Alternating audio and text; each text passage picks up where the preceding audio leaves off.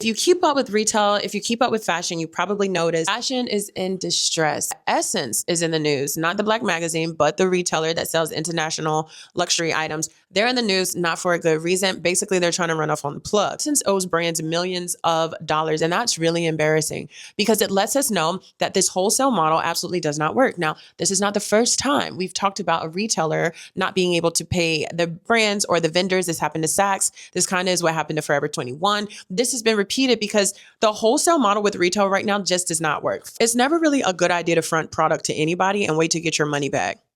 That's just kind of 101 of doing business.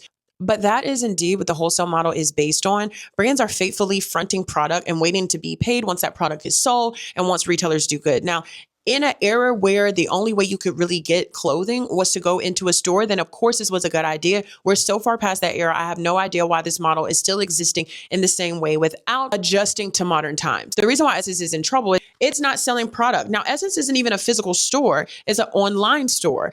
The cheaper products become, and the easier it is to get something in 2 days that looks similar to what you want and it'll do, because nobody's going to be coming up to you and feeling your fabric like, sweetheart, that is not silk chiffon at all. That's polyester, because that doesn't exist anymore. People can shamelessly wear super cheap stuff and nobody cares. Because things are cheap, people are always expecting a discount.